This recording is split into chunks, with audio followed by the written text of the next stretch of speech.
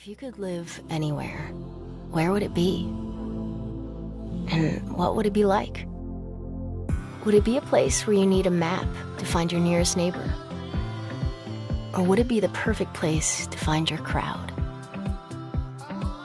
Would it be a place that has 4 seasons? Or the kind of place where sandals are in style all year long? With today's home values, this is the perfect time to sell and make those dreams real. And the best place to get started is at coldwellbanker.com, where we've built the ultimate real estate website. Here, you can get an instant estimate on your home, explore listings across America, compare cost of living city by city, and learn more about our revolutionary seller's assurance program. So it's really never been more true. Your dreams don't have to be just dreams. At coldwellbanker.com.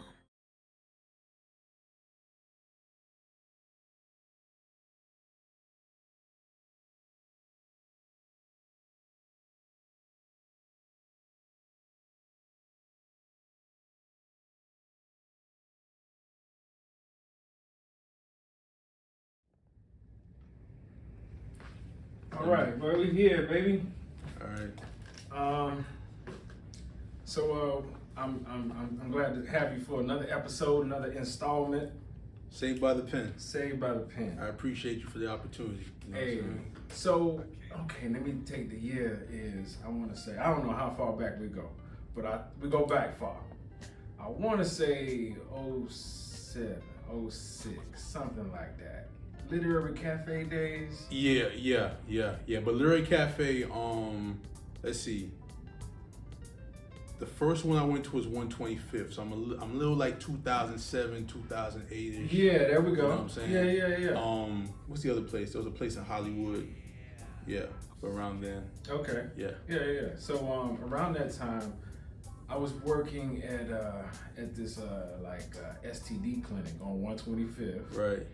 And we had some funding to do my supervisor, she knew that I was into poetry, right? So she had some funding to do something creative, out of the box, or let's do a poetry slam to help spread awareness of HIV and, you know what I mean, education and all of that. So that's what we did, right? So we had to first hit the street and find the poetry, right? We ain't gonna just pop into some neighborhood and think we know everything, right? So we found Will, right? You know, R.I.P. to the homie. R.I.P. to Will.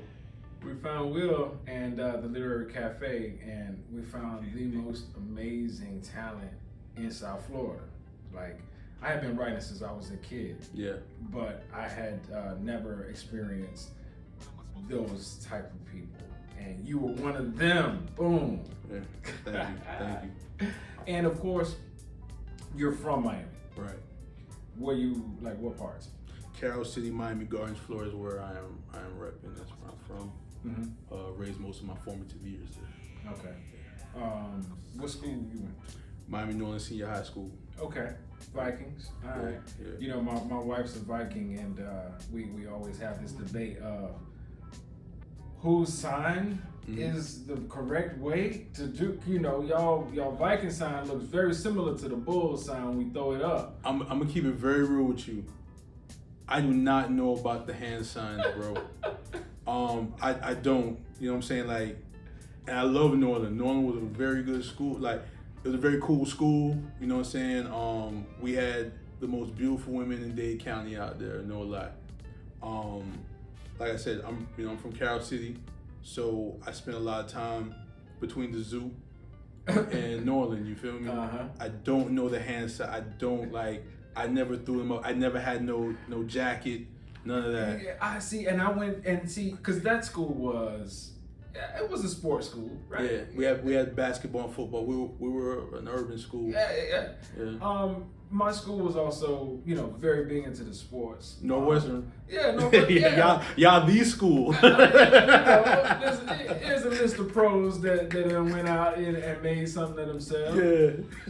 But I never went to a game, bro. Like I wasn't really into it like that.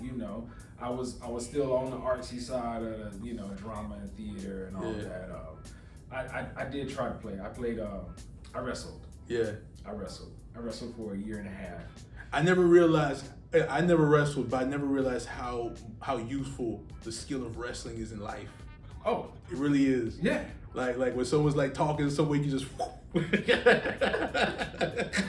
Yo, I was at a party. I was at a party, or a house party back in the day, and still in high school, and some fools was throwing like, goofing off, man. They was throwing like ice. Yeah. Trying to, I don't know if trying to get a girl's attention or whatever or something, right? So one of the pieces of ice hit one of the like local gangster dudes. Yeah. And he was like, "Yo, who throwing that ice?" Yeah. And he looked at me and he like, me and my homie was laughing. Yeah. We didn't know what was going on. Y'all was innocent bystanders. Innocent. Yeah. He thought we threw the ice because we was laughing. Yeah. And it was about to jump us. So I dropped into my wrestling stance, right? And the fools was looking at each other confused, like, "Yo, what is he about to do?" Yeah. I'm about to grapple. I don't know, you know what I mean? Oh my gosh. And then they left and I was like, I think we should leave because I think they might come back. Smart move. Yeah. But yeah, so wrestling is still in my blood. You know, I might have to flip somebody if I need to. Yeah. But the arts is what I clinged on to. Yeah. When did you find your connection with being a writer and the arts and all of that? All right, so I'm gonna keep it very real with you. I wasn't an artsy student growing up. Like I like, drawing is cool and all that, but I like rap. Mm-hmm. You understand what I'm saying? So I wrote raps. My first introduction to poetry though, right, was when I was a kid. And I used to listen to Outkast Southern Playlisted Kaale music. And when Big Rube had his interlude, right, it caught my ears on fire. You understand what I'm saying? So for me, that was poetry to me. That was the start of what is poetry, was Big Rube's poem. Mm-hmm. So I kept writing my raps and blah, blah, blah, and this, that, and this, that. As I'm getting older, you know what I'm saying? I'm going to college. I'm doing poetry classes because I want to really put my lyrics up on another echelon, you know what I'm saying? And I started liking the way that I was communicating about things, speaking about things that wasn't within a 4-bar sector. I liked the flow of poetry. I started performing then. So just basically after high school, I started getting into the arts. You know what I mean? So I started performing at this place called Mount Zion Cafe, which is in Tallahassee. Mm-hmm. Black on Black rhyme, Ali and them. You know what I'm saying? I would I wasn't part of the troupe, but I'd come there, I'd perform, me and my homie, you know what I'm saying? And then we'd perform poems out there, and that's when I really started getting into it. Poetry then started becoming more of a saving grace to me, because now I started wanting to rap in a poetry style. You know what I'm saying? I started wanting to speak in a poetry style. I started wanting to do poetry over music instead of rapping. You get what I'm saying? Mm-hmm. Which maybe some people, they didn't like that because they never took me to be a poet. You know what I'm saying? So that's where I found my art. I would say college. That's when I found art as a love, other than rap. Yeah, people ask me too. I mean, it's funny you say that. They would ask me, what writers inspire you? What authors? The question they would ask is very specific. Right. Which authors inspired or influenced your writing? And I would be like, okay. And when we say influence, we are our own influence. True. Right? True. But I would say Big Rube is 1. Jay-Z is 2. Cause I really, when I was growing up. But wait. Let's go back to the question, right? Yeah. This is how they would try to box me in. Right. And how they probably try to do you too. Right. Which authors influenced you as a writer? And I'd be thinking, man, I don't read no books though. Which authors are you talking about? Because my authors are rappers. Yeah. So I had the same kind of influence as you. my poetry was influenced by rap, not by writers. I mean, not by authors. Right. Because rappers are writers too. Right. So here's the thing also. And like I said, I didn't really get into that literary self until college, you feel me? So like I know in high school I remember like I really wasn't for reading the books that they give you to read, you know what I'm saying? So I just try to read a page or two, answer one question, and I'm good, right? Got the comprehension. Right. So a friend of mine, he brought this book. This is an author. He brought this book to class, and it was Dope Feeding by Donald Goines, right? And I saw him read. I was like, yo, let me borrow that book. Let me read that book, right? Yeah. I borrowed it like butter. I went through that book. So I even mentioned him in one of my poems, Donald Goines. And I feel like as a writer, he was an influence to me. Donald Goines was. Early, like freshman year of college, I got the book Pimp by Iceberg Slim. That was a writer that kind of influenced me as well. Ralph Ellison, when I got into the literary self, and I'm going to English because, you know, I went to school for English. I'm getting to different books and whatnot. My attention span is increasing, right? Ralph Ellison, Invisible Man, hit me greatly. And Jay-Z, Outkast, Big Rube, DMX, Trick, of course. These are the writers that inspired and influenced my work. Yeah. JT Money. Yeah. Wu-Tang, Biggie, Bone, you know what I'm saying? Yeah, okay, so I'm... MJG. Yeah, all of them.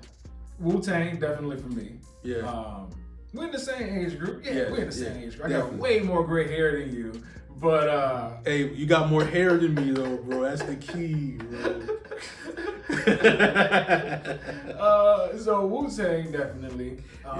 Man, I could... You know where I was when I first heard DMX? Yeah. I was on a class trip. We were in Nebraska. Wow. Right? This was the International Theater Festival. That's crazy. Right? Yeah. It was like, I think, middle of the summer. Like, so it was right after school field trip. But it, you know, we went everywhere in my theater program. We went everywhere, state, all over the state, competitions and whatnot. But yeah, man, I'm in Nebraska in the International Theater Festival. Yeah. Never been to Nebraska. It's hot, you know. Yeah. We sightseeing, you know, and we happen to stumble upon this big thrift store, right? And in the store they had a little listening station for some music. So I threw the headphones on, and I got lost, yo. Yeah. In that DMX album. You know, and the whole they literally lost too. Right? Today's the day. Yeah, anniversary, I think. Yeah, anniversary of his death, of his passing. Man, anniversary. Yo, and so that I remember that like it was yesterday. And so they looking for me. Yeah. The group. Yeah. I'm in the back behind some coats or something. Yeah. Headphones on for the whole hour, however long the album was. Yeah. You know, I listened to that whole thing, just standing there. And so I got in trouble for that. So I do clearly remember I got in trouble from the chaperones for getting lost and all that. But I was lost in that DMX, and I'll never forget. Like that kicked my writing off to a different level too. Let me tell you my DMX introduction story. So MTV, jukebox, you know all that, right? So he had his video, and I'm like, yo, who is this guy? This guy is fire. No, I didn't say fire back then. But yo, this guy's amazing. Blah blah blah blah. So we used to go to the flea market, you know what I'm saying? And they had, they were promoting for him in the Source magazine, all that stuff. So they had the DMX on CD, right? Before it was supposed to drop. So now here's the thing, right? We were late. We didn't have a CD player. We had a tape player. I'm aging myself, I don't care. But CDs were in full effect. Everyone had CD players, but we didn't have one. Yeah. We just didn't, I don't know why, we just didn't have it. They were costly. Huh? Right. So especially a portable one. Yeah. You're talking about close to $200. Well, no. I'm not in that age. Oh, okay. It was readily accessible. Oh, okay. People had readily accessible CD players, but we didn't have that. Remember, this is like $98.99. Oh, okay, yeah. Right. Everybody had. So everyone had it except for me. Pretty much, yeah. So it's not like it's not a port thing. We didn't have it, right? So we're at the flea market and they're selling them before they came out, right? I'm like, yo, it's DMX. I gotta get it. I don't have a CD player. right? So I said, you know what? I'm gonna buy it. So I buy a DMX CD.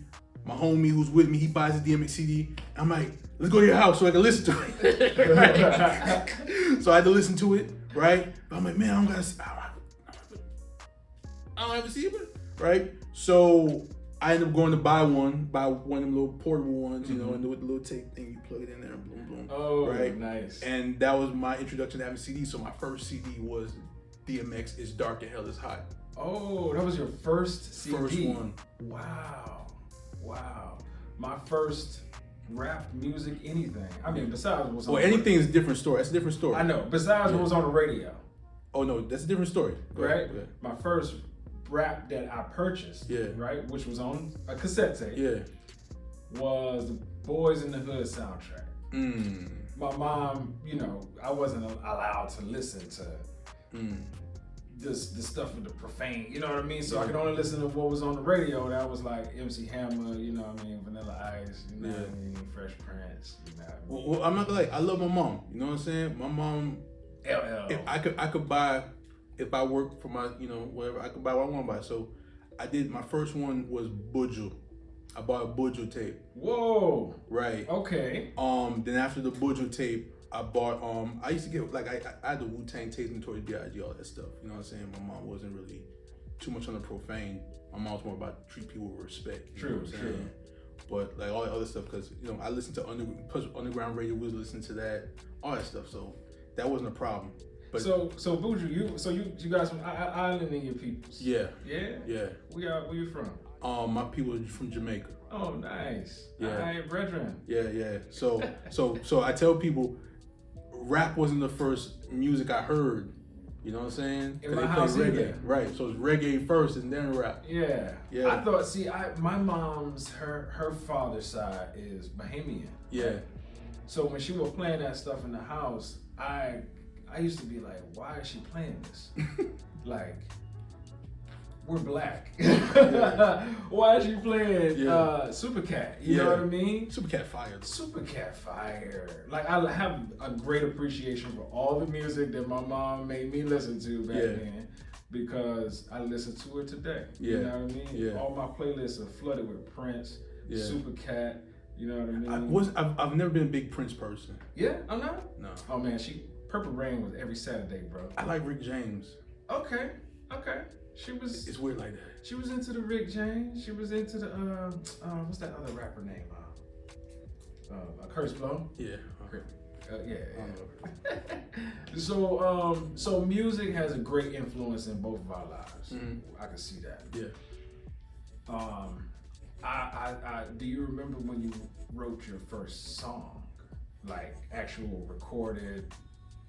First recorded song I wrote was when I was like 18. And cause my homie across the street, his dad had a little studio in the back. Nice. You know what I'm saying?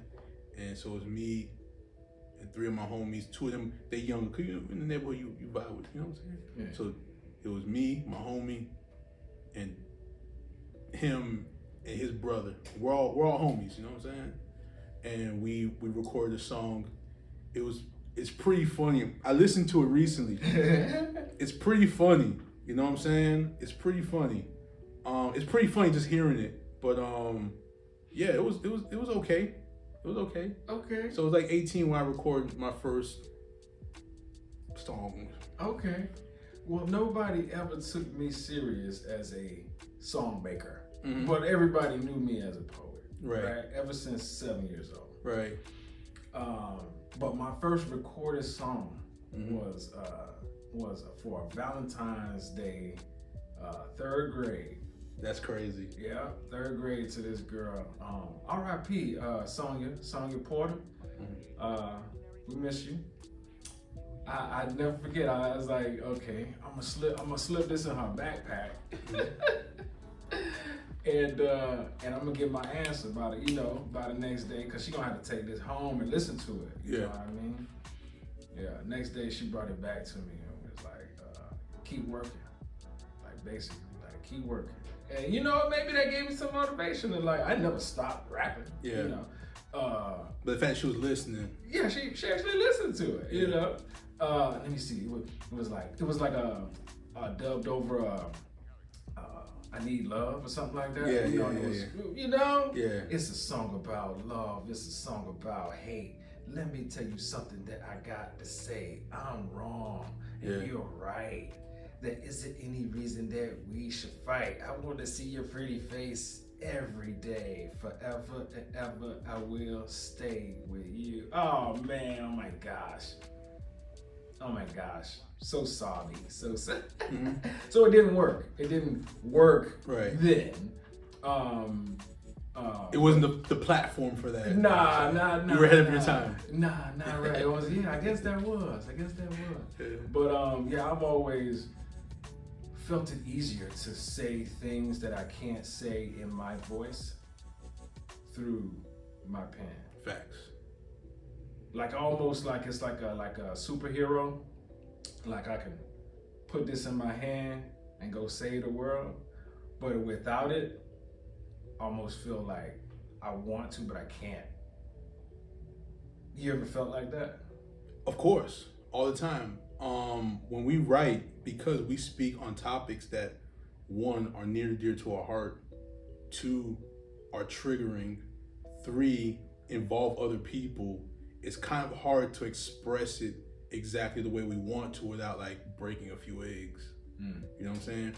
Back to what you're saying with your analogy, it's kind of like if Superman put on glasses, would he start talking like Clark Kent? In a way. Like because he always, when I have my glasses, I'm Clark Kent. When I don't, I'm Superman. Yeah. So if someone put his glasses on, would he talk like Clark Kent? So it's kind of like that, what you're saying. If you have it like a super, if you have this in your hand, you can do all these things, but you can't do it without. Maybe that's a little reach. Maybe I'm reaching a little. No. I mean, I'm actually still trying to find a balance myself. You know what I mean? Like, there like as far as like maybe say like a social media post. Yeah. Like let's say somebody comment on the trending topic, and I'm like, and I have a particular view on it, and I'm like, man, I'm about to kill him with my viewpoint, and I'm like, wait a minute, I can't say this as I can't say this as Jonathan. I could only say this and feel comfortable saying it as John Kaale. All right, so I get what you're saying. I'm gonna keep it real with you. I'm very expressive, and I can express myself in terms of things when it comes to, whatever I want to say. But sometimes it's harder to express because of what I told you before, like near to your heart, triggering trauma, other people involved, stuff like that. So sometimes you have to use poetic device to kind of be able to aid it. But if I want to speak what I feel, I can speak it. My only thing is that I say, hey, listen, do I really want to get in this argument? And I'm like, nah, I'm not gonna say, cause I don't want to get in this argument. I don't want to be here typing all day with my thumb. You feel what I'm saying? That's my motivation. I'm conditioned. You've read my page before. I've said some wild things. It's cool, and it's good, and that is the freedom that I'm looking for. That's what I want to be able to do. Yeah. Right. Yeah. But I just feel like I've conditioned myself to wear the cape as John Kaale, but never as myself. Because the cape and the glasses can't exist at the same time. True. That's true. Sometimes you gotta not give up. Yeah, because I don't care. Yeah, I don't. Of course, as an artist, you write something. If you throw it out there, you gotta already be ready, prepared to be judged on it. You know what I mean? But before it even hits the stage, it's not even. You're not even competing. It's not even. It wasn't even that kind of piece. Right. I'm telling you. But I'm not afraid of that. Yeah. I'm not afraid of that. But I don't want nobody going after my viewpoints in my head that are not artistic. Got you. That's my gift and curse crutch thing. You know what I mean? I guess the poetry, when it comes to like being saved by the pen, the poetry allows you to express yourself in a way that you don't have to like get into a real altercation about it because it's artistic. So it's enveloped artistically. So hey, this is how I feel. You wouldn't like how I feel saying it as myself. So I place it as me in this poetry space so that you can respect my art. Yeah. Yeah, I feel that. Yeah. I feel that. Yeah. Bro, I remember, cause you know, going back to literary cafe days, I remember, that's where I learned how to be so freeing, you know, small little spot, intimate, you know, pretty much people were there to be very supportive.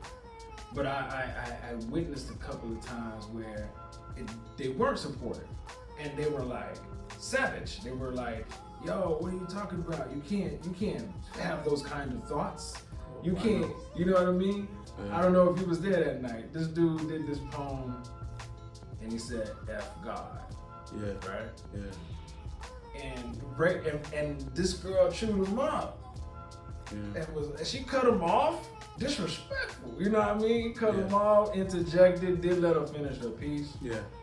Right before he did that piece, she had just did a piece about being a lesbian or being something like that, you know? And ain't nobody interject or cut or we, you know? So that was to me my first like, oh my gosh, people can do that like in your face. Like, oh, ooh, do I have thick enough skin to do this, you know? Yeah. Because over the social media is one thing, you know, which we wasn't really, you know, just had MySpace back then. Yeah. But to have that happen in your face, yeah. Have you ever had somebody challenge your viewpoints or your work, whether it was face to face or not? Okay. I've had people disagree with what I said, but and I've said a lot on the stage, a lot. I think people, when they see me perform, they realize what we say is not gonna matter to him. Mm-hmm. You know what I'm saying? The only problem with that is that sometimes, in my opinion, and a person can challenge me if they want to, but in my opinion, some of the things that you say might not get you the same opportunities as others. So a person might not tell you like, oh, we disagree with what you say, we really don't like that you say that, but when it comes time for opportunities, you might not get those same opportunities. And I learned that the arts is not what we thought it to be. There's a business behind it. Oh yeah. There's money behind it. There's certain people behind it, and you can put the image out there of a rebel, you put the image out there of someone who's a free speaker, but at the end of the day, you gotta walk down this fork in the road, and you either gotta go, hey, I'm gonna get this opportunity this way, or I'm gonna get this opportunity that way. So if you're gonna really be a free speaker, and you're not aligned with the demographic that's in that building, you might be able to just perform a poem or two for free, but you're not gonna get the same opportunities. Opportunities mean maybe a feature, a paid feature, right. A gig, right. And the opportunities are unlimited. Like they could be writing a personal piece for somebody. They could be writing for somebody's wedding, performing at a wedding. They could, and I've gotten opportunities, you know, and I've missed opportunities also. So I feel what you're saying on that. I'm gonna say this. The opportunities that I've gotten in regards with features, which haven't been much, but the ones that I've gotten, I knew because they genuinely rocked with me.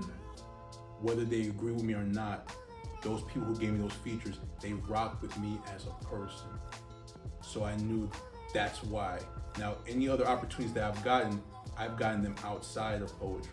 So like I said, for me, I perform a lot in rap venues. I perform a lot in battle rap venues.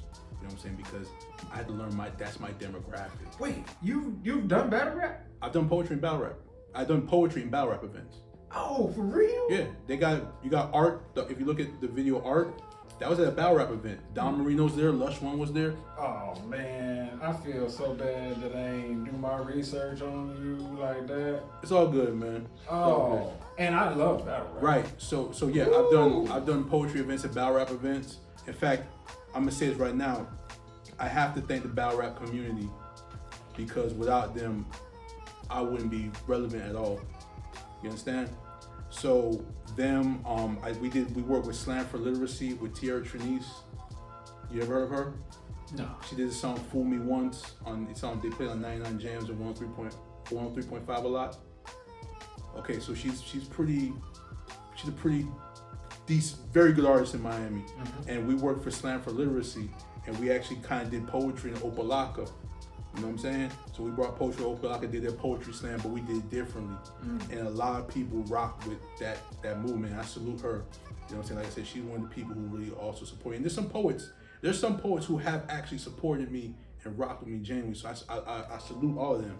You included, Century included, Jones Pierre. I don't want to get into all the divine thing, but I'm just saying to that, you, based on what you say, it could limit your opportunities. So you have to find a demographic that rocks with, because like I said, if you say something like F God, right? There's be some people who are from a church organization that might not rock with that, and they might be part of people paying, and they're like, we don't want to, right? Because they're sitting there, and they could be lesbian, whatever, but sometimes you gotta work with where the money's coming from. True. So you gotta choose that fork in the road. And like you said, I went left. Uh-huh. I went right, left, whatever. Yeah. You feel me? I say right.